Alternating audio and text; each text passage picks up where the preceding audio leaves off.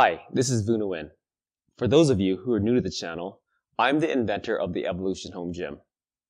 If you're an inventor yourself and you want to bring your product to life and you just don't know where to start, this is the channel for you.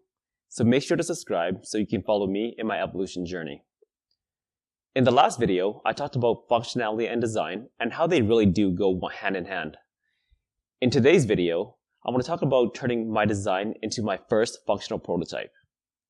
This really is one of the best parts of the whole process. This is where you really get to use your creativity. If you've been following along this far, you know that the original function of the evolution, or the push me up, was to give any user the adequate assistance so that he or she could do a perfect push up. How was I going to achieve this? Well, in the last video, I showed you a set of drawings, or the design that I wanted to materialize. I'm going to quickly pop that image up on screen somewhere right here. As you can see, even though the push me up had one core function, it was actually the sum of many different parts. Understanding this, I knew that I had to determine the individual functions and constructions of each of the individual parts or components. And then ultimately, I had to figure out how to combine all of these pieces. Early on in the process, I decided that beyond the core function of the push me up itself, the push me up had to meet certain criteria. That was all part of the brainstorm in the pages and pages of notes that you saw. I know that most exercise equipment are large, heavy, and complex, so I really wanted to deliver a product that was lightweight and user-friendly. And to me, that meant very few moving parts, and the adjustment of the assistance was going to be quick and easy. This is where my experience in the fitness industry really came in handy. To me, resistance bands were the obvious choice for assistance. I just thought that the clip and snap mechanism of resistance bands would make for really easy adjustment of the assistance. In fact, let me go grab a band so I can show you. Okay, so I've got a resistance band and a clip. I'm assuming that some of you have already used resistance bands in the past, but if not, just wanted to quickly show you. Very easy to add and attach or remove. So for the push me up, that's super important because like I said, I wanted to deliver a user-friendly product, which means in this case, easy adjustment of the assistance. If you want more, you can add more, so you can add a second band. If you want less, you can remove a band or change to a different band. Very easy. And to me, user experience is super important.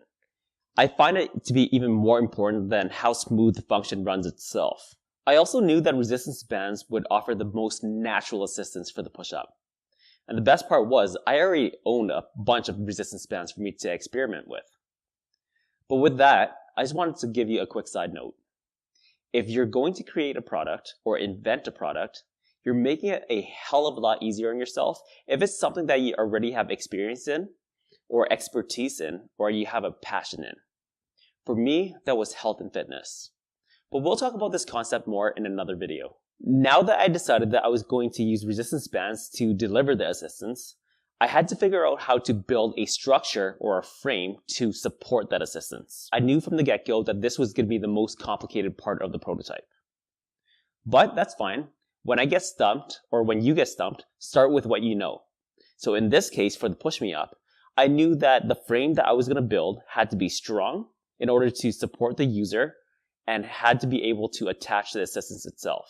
Because I was in the preliminary stages of functionality and design, I sure as hell didn't want to break the bank to hire somebody to build a complex frame or structure only to find out it didn't work. To be completely honest with you guys, I didn't know how many prototypes I would need before I had a functional one. The only thing I was confident of was with each subsequent design or prototype, more and more design flaws would be exposed. But that's exactly why we prototype. Anyways, because I wanted to save money up front, I was absolutely intent on building it myself. But if you're not confident in building yourself, that's not a problem.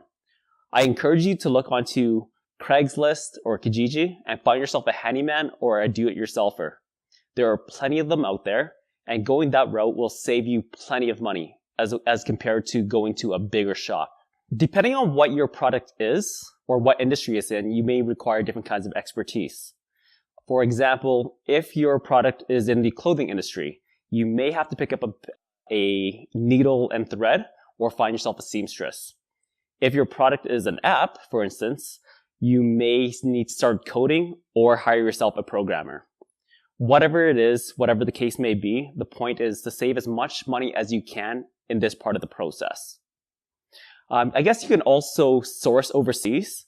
I can talk about that for days, but I'll save that for a little bit later on in the process. So back to the frame of the Push Me Up. I knew that I needed something strong, sturdy, and lightweight. But the problem was, at this moment in time, I wasn't exactly sure of the exact dimensions. So I also needed a material that was easy to cut and manipulate. And that's exactly when it dawned on me. PVC pipe. I've used PVC pipe so much in the past to build things like bookshelves, shoe racks, you name it. PVC pipe for me was the obvious choice. In fact, if your product requires any sort of frame or structure, I highly recommend using PVC pipe. Not only is it lightweight and cheap, it's very, very cost friendly, you don't need to be a handyman to use it. All you really need is a hacksaw and a tape measure. So with that being said, let's head to the garage and I want to show you exactly how to use these tools and how to cut down, assemble, and glue together your PVC pipe for your prototype frame.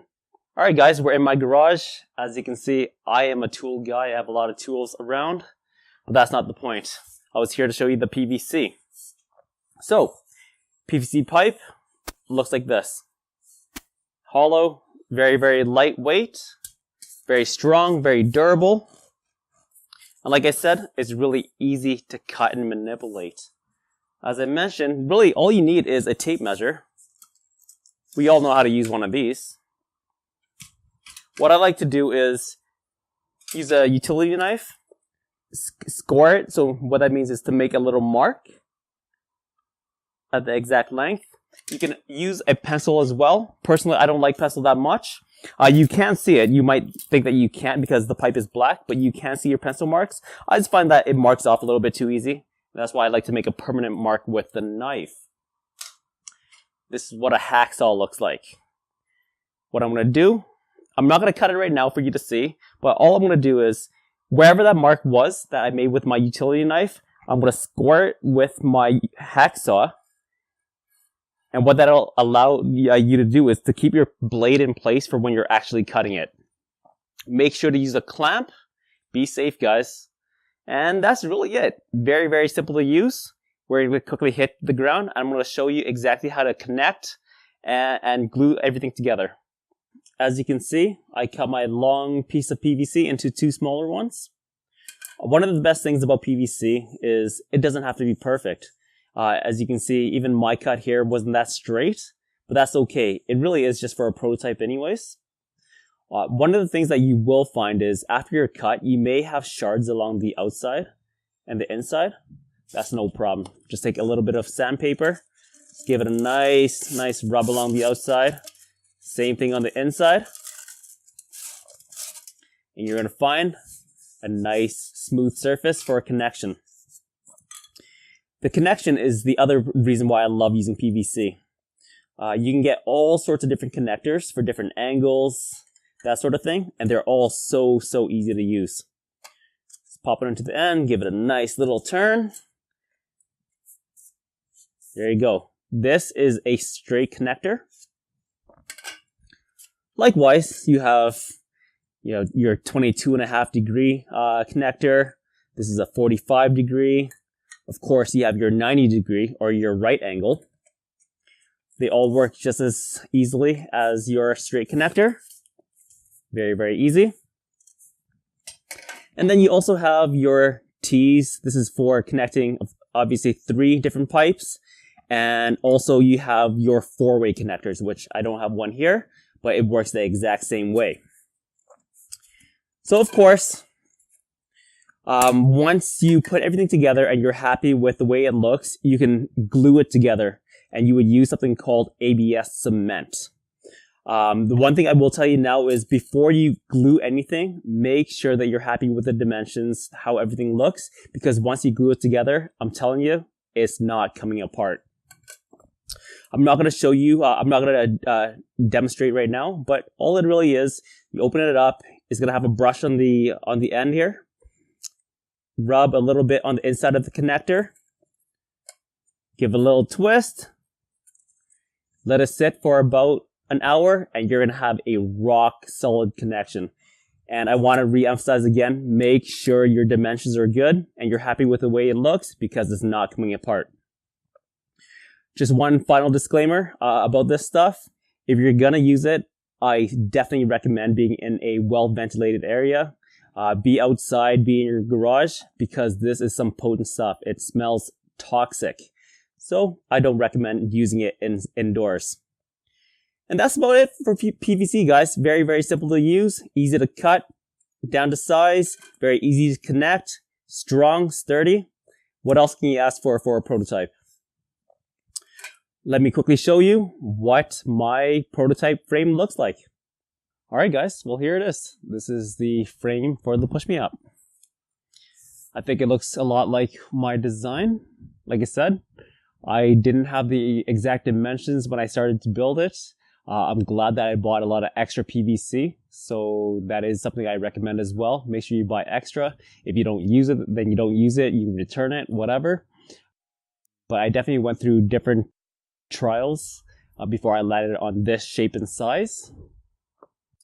You can see, like I mentioned in the previous segment, there's a lot of different connectors that I used. You see the 90-degree, quite a few of them.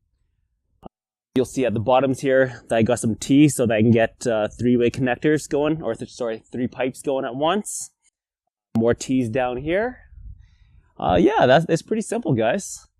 Very easy to do. This took me about half an hour, no more than that. Here's another quick tip. I didn't mention that I use PVC because it's very, very lightweight, but that can be a good or a bad. It is lightweight, so I did find when I finished the frame that it was a little bit too lightweight. So what I did was, before I glued everything together, I put, half of it together first, poured a whole bunch of sand in here, and the sand really helped to weigh it down to a point that I was happy with. And then I threw on some caps. I didn't talk about caps in the last segment, but very, very simple. Just pop onto the end of the cap, to the end of the pipe, and closes it. Very, very simple. You would glue it the exact same way. Yeah, so I have the frame. I still needed a way to attach the assistance mechanism, the resistance bands. So all I did was I drilled some holes, added some eyelets, as you can see. Very, very simple. This is what an eyelet looks like. You get the point. As a screw end, so it just screws right in. And we're ready to go. We're ready to attach the assistance. So I have a whole bunch of goodies here. This is what I ended up coming up with. As you can see, it's very, very crude. Like I mentioned earlier that I had a whole bunch of resistance bands already. Thing was, they weren't the right size, the right length. So really, I cut a lot of them in half. You can see here, I don't know if you can see that, but I literally just tied the ends together. It works, guys. It's a prototype. It doesn't have to be pretty. But yeah, so it'll work like this.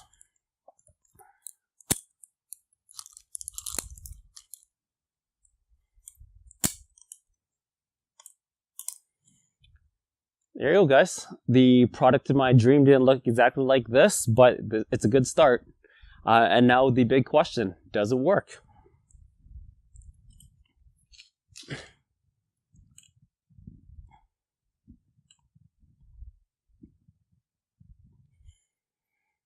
It sure does.